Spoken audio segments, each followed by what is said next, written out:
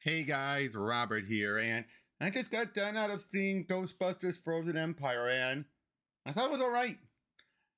I don't know where it ranks yet. I'm still trying to figure out. It's beneath the first and Afterlife, definitely. But where it compares the two, I don't know, but it wasn't bad. I want to make that clear. It wasn't bad. It was good. It was entertaining. My biggest gripe is there's a lot of pacing problems where it just jumps from scene to scene to scene to scene, and it just jumps all over the place. That's my biggest gripe with it, is that it just jumps around and around. It's like, okay, like you can feel it's just jumping to the scene. It's like there's no flow or anything. It's just like this scene, the next scene, the next scene. But okay, we open up with the Spenglers. Right off the bat, I gotta make sure I get the characters' names right.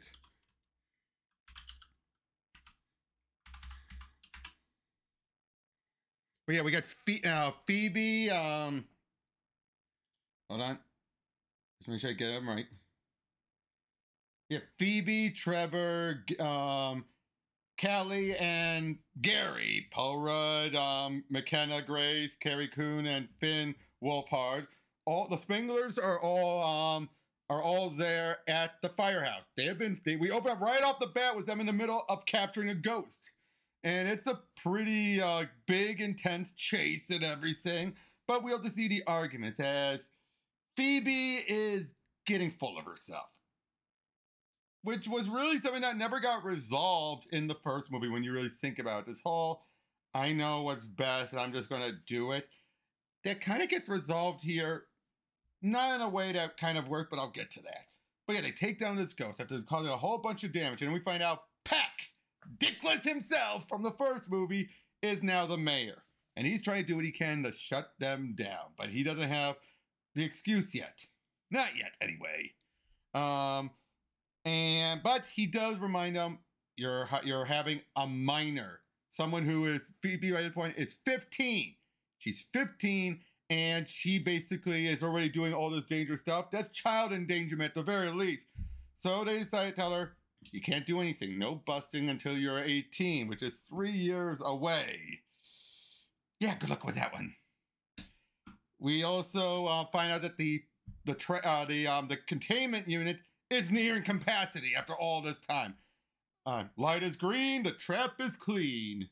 And now they basically go back into being the original containment unit from the first movie. Nothing looks like the animated, real Ghostbusters or anything like that. It's just this little square thing that leads into this big, huge cylinder in the back wall. But at the same time, this weird, flaky, type of getting by, slacker guy brings this sphere to Ray. Now, at the beginning of the movie, we go to 1904, where it turns out this group of adventurers, basically this pish-posh, oh, we buy these relics and then talk about them because we're an adventurers club.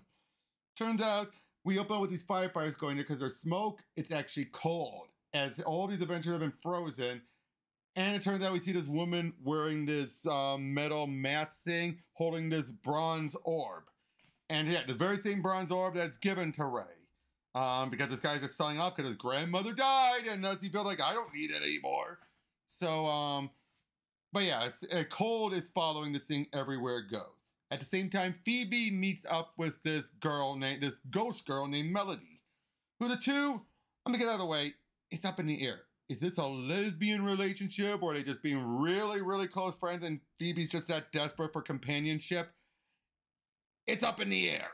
It is not a definitive lesbian stuff. They don't kiss, they don't even hold hands, nothing like that. So it's hard to tell if it's trying to go for lesbians or not. Even by the end, it doesn't matter. I'll get to that again at the end. Anyway, we also find out that Winston has been building up and expanding the Ghostbusters up, even to the point of revealing they have bigger containment units, things like that. They've been, Ray through his little podcast up where Podcast, the character from the first movie, is helping him out. They are making, it's like trying to scan all these items people bring in for the show to determine if they're in possession or not, which a lot of them are. Not the one we get open up to, of course, but there's a bunch of them. And they've also been capturing and studying ghosts, things like that. Really good lore and world building here, actually. Lucky is here as well, so Trevor is so happy for her. But yeah, again, Phoebe is just being selfish. She is being really selfish, telling everyone off.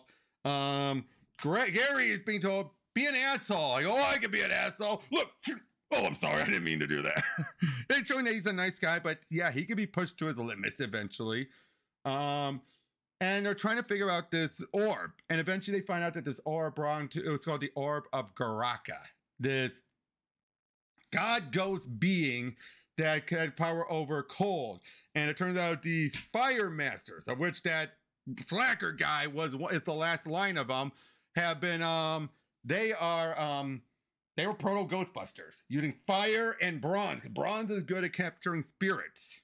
And, basically, they figure that out, and they go up there and meet Patton Oswalt's character. When he has one scene in the movie with this at the library, of which we have the cameo of the library ghost.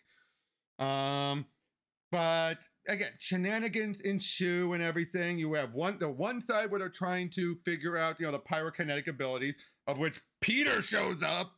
Bill Murray, great scene there, showing that he is competent at figuring things out.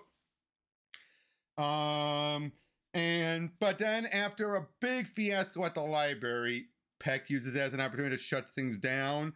And they take away the old proton packs and everything. They're just ready, like, I've waited 40 years to say it. I'm shutting you down. And Winston is chewing out Ray, saying, Ray, like, it's our golden years. Like, this is what I enjoy. I know, but can you do something that doesn't get yourself killed? Or getting the kids endangered? Phoebe is pissed off, obviously. So in a matter of protest, she goes to meet up with Melody. It turns out Melody has been working with Garaka, which leads to one of the dumb moments I'll get to in a moment. But yeah, basically, Melody is this girl who wants to move on. Turns out she accidentally burnt down her family's home. And her family moved on, but she didn't. She's been having this one match and everything, of which I should have realized right then and there. That should have been a clue, but I forgotten by that point. But anyway, also one of the devices that Winston's, the place that Winston has created is a means of separating ghost abilities from a possessed item. Now, at one point, Phoebe asks, "Can you do that to real people?" Of which is just brushed aside. And then later on, it's like, oh yeah, it could totally work. Phoebe just says that, and it does. Where she's like, oh, I'll set it for 2 minutes, and I'll just be a ghost for 2 minutes. And then Garaka possesses her. And it turns out, oh, Garaka has to possess a ghost, and only a human talk word can do it. Of which, I think what they mean is, he can only possess a ghost. And while Phoebe is separated from her body, her mouth can still speak out the words. So through that, is able to release, undo the incantation that would release him from the orb. And once he's doing that, freeze it up all of New York. And so much of this is the build up to this, to be honest. But again, it didn't feel boring. It just felt disjointed. Oh yeah, and the stuff with Phoebe and her mom is resolved by saying, like make mistakes. Like, oh yeah, I just doomed it. Yeah, next time you make a mistake, try getting a tattoo or something. It's like, it's funny. Oh, Trevor is trying to capture Slimer. Slimer's back, but doesn't really amount to it. It's more like he's trying to do that there just to have more ghosts appear. And that's the other one downside of this movie. It's just all build up to the climax. That's most of what the movie is. It's mostly build up to the climax. But yeah, we get this Garaka returns and has all this power, and he wants to have an army of the dead by releasing the containment unit. So of course he's heading to the firehouse. Everyone's trying to show up. The old guard is there. Everyone is there, and they don't do much. Even when Phoebe updates her proton pack to utilize bronze and brass, doesn't work. Oh, there's a part where they show that they apparently cut down the fire pole, but then the fire pole's still in one piece. What? But yeah, it turns out Garaka is still able to overpower even Phoebe, even when she was her upgraded proton pack. The Fire Master guy is actually coming into his own, but he's still not doing well because he doesn't have fire because he used up, in practicing, he used up all the fluid in his lighter. But then, even though it seems all is doomed, Melody lights a match, and then lets the firebender use that, which releases everyone else. They all start to hold him, and then they realize now the ghosts have been released. And then it turns out the old guard Ray realizes, oh, if we were do a reversal, it'll get pulled in. Well, it'll make the containment unit into a giant trap, pulling it in, because that's also brass apparently. So yeah, and they're able to do that. So all of them together are able to bring it down. They stop Garaka. Peck is fourth because everyone's cheering on the Ghostbusters for saving the day. He can't do anything about it. Somebody yells, "Hey, Dickless!" That was clearly done as a joke. And they go off onto another adventure, having to recapture all the ghosts again. And yeah, I know it's easy to summarize it all, but the acting was, for the most part, very good. And the writing, again, overall was not bad. A few plot holes here and there. I might put this a beneath 2, but not in a it's shit way. Or I might put it above 2. Again, it's in the range of Ghostbusters 2. Big surprise there. But, again, it's not bad. I enjoyed it. Again, the acting was good. The stuff between Phoebe and Melody was interesting. Seeing Melody and Phoebe taking down a peg has been long overdue. Seeing the old guard actually having bigger roles here was really good, especially Ernie Hudson. He deserves so much work. But yeah, overall it was good. I'd say at the very least it's serviceable. At the most, it's just really good. So, yeah, I mean, I don't have much else to say. The effects were good. Seeing Slimer again was good. Seeing all the references was good. It was solid, is what I would say. It is a solid movie with issues. That's all I can say about that, guys. It's a short review. I don't have anyone else to bounce off of, but yeah, that's just it. Go on and see if you're a Ghostbusters fan, especially if you liked Afterlife. But if not, well, wait for streaming or whatever. But until then, guys, that's all I gotta say. Go out and check it out. Go out and see it.